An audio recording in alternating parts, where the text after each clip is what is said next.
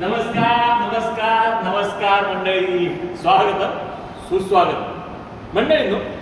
आज आम्ही या ठिकाणी ई कलाकार या संस्थेच्या माध्यमातून आलेलो आहोत. ई कलाकार या संस्थेच्या माध्यमातून आज आम्ही इथे एक छोटीशी नाटिका सादर करणार आहोत. त्यासाठी आम्ही आपल्याला शांततेचं आव्हान करत आहोत, जेणेकरून या नाटिकेचा जो संदेश आहे तो आपल्यापर्यंत नीटसा पोहोचावा.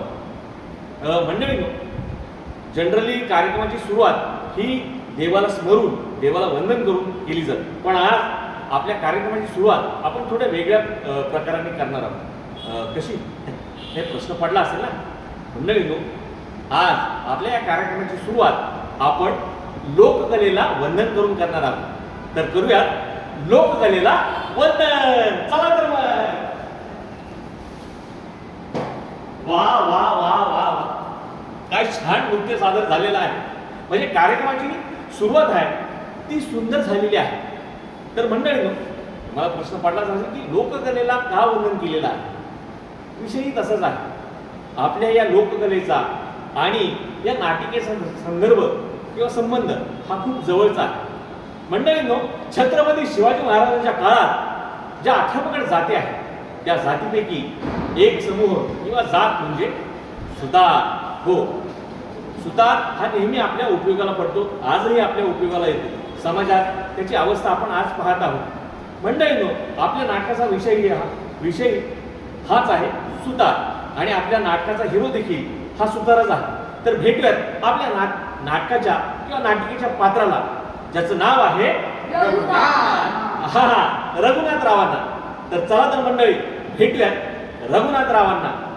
जातीनं सुतार फिरतो मी बेकार, जातीनं सुतार फिरतो मी बेकार, कामाचा झालाय वांदा, अग मंदा बसला धंदा, आता कुठं मारू हरंदा, आग मंदा बसला धंदा, आग कुठं मारू हरंदा, आग मंदा बसला धंदा, आग अम्मा, बाकीचा रंगा मी मारतो. हा रघुनाथराव, चालू द्या, चला.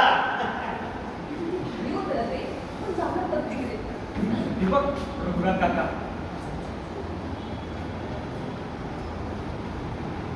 रघु बाबा अजूनही हीच का तो बाप्पाच आहे का? होय ना. चालतंय का पण? नाही ना चालत का? रघु काका, तुम्ही नवीन मशीन नाही घेतली? नाही ना बाळा. काय रघु काका, सकाळपासून काम करता पण त्याचा योग्य मोबदला भेटतो का तुम्हाला? नाही ना बाळा. नाही म्हणताय. आमचं तर बाबा भविष्यच येत आहे. मोबाईल आणि त्यावरचं ऑनलाईन जग. खरंच हे बघ.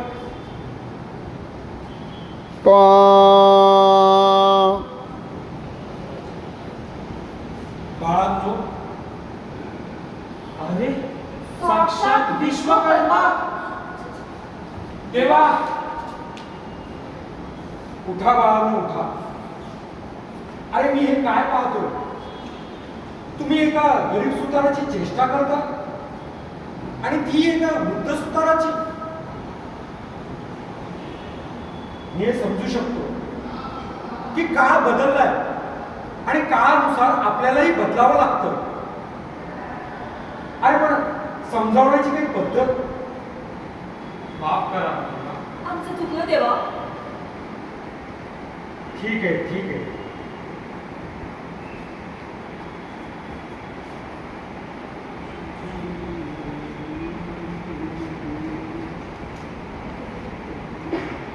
रघुनाथा, देवा, उठ वत्सा, उठ. वत्सा, गेली अनेक वर्ष मी तुझी प्रामाणिकपणे मेहनत पाहतोय. अरे पण या मेहनतीचा काही योग्य मोबदला तुला मिळतोय? नाही ना. मला वाटलंच होतं. नवीन युगामध्ये नवीन कला, नवीन तंत्रज्ञान तुला आत्मसात करावं लागेल. तेव्हाच तुला योग्य मोबदला मिळेल. तेव्हा मला समजलं नाही. मला माहित आहे की तुला या गोष्टी समजणार नाही. यासाठी मी एका योग्य व्यक्तीची निवड केलेली आहे. तेव्हा कोणाची व्यक्ती? योग्य वेळी तुला ते कळेलच. तथास्तु. तेव्हा सांगा ना कोणाची व्यक्ती? तेव्हा सांगा ना कोणाची व्यक्ती? नमस्कार, मी अदिती. मी आणि माझा नवरा मिळून तुमच्यासारखं सुतार कामाच्या क्षेत्रात काम करतो.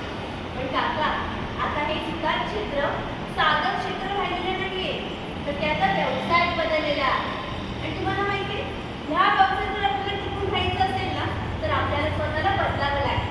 आणि हे सगळं मला एप्कोमुळे समजलं. एप्को? हो, एप्कोमुळे. एप्कोमुळे काय होतं की मला आणि माझ्या नवऱ्याला ट्रेनिंग मिळाली. म्हणजे आपण सुतार क्षेत्रात जर काम करतोय तर त्या क्षेत्रामध्ये आधुनिक मशिनरी ह्या कशा हाताळायच्या असतात याचं आम्ही ट्रेनिंग घेतलं. आणि हे सगळं ट्रेनिंग घेतल्यानंतर आम्हाला सर्टिफिकेट मिळालं, आम्हा दोघांना विमा मिळाला आणि एवढंच नाही तर आमच्या मुलांना स्कॉलरशिप देखील मिळाली. तुम्हाला माहिती आहे, यापूर्वी जेव्हा आम्ही काम करत होतो तेव्हा सुरुवातीला तर आपण फक्त 200 ते 300 रुपयेच मिळायचे. पण जेव्हा आम्ही एप्कोचं ट्रेनिंग घेतलं त्याच्यानंतर आम्हाला रोज 1000 ते 3000 रुपये मिळतात. एवढे? हो, काका लक्षात ठेवा, आपली जी पारंपरिक कला आहे ना त्याला आधुनिक तंत्रज्ञानाची जर जोड मिळाली तर आपली अधिकच प्रगती होऊ शकते. मला पण शिकता येत आहे. हो, सुतार काम करणाऱ्या प्रत्येक व्यक्तीला हे शिकता येईल. हे ताई, आम्ही पण शिकू शकतो का हे? पण तुमचा काय संबंध? अगं माझे पण वडील सुतारच आहेत. अगं माझे पण. अच्छा, मग तुम्ही दोघंही ट्रेनिंग घेऊ शकता. अरे वा, चला तर मग आपण सगळ्यांनी ही ट्रेनिंग घेऊया. वा वा वा वा, अतिशय सुंदर आणि छान पद्धतीने आमच्या या साथीने आपल्याला समजावलेलं आहे. तर मंडळीनो, कला हा आपला वारसा नसून ते आपलं भविष्य आहे. जुन्या कौशल्याला नव्या तंत्रज्ञानाची जेव्हा जोड मिळते तेव्हा एक चांगला आणि उत्तम कारागीर घडतो. आणि म्हणून म्हणायचं आहे, नवीन कौशल्य नवा सन्मान, नवं कौशल्य नवा सन्मान, नवीन कौशल्य नवा सन्मान.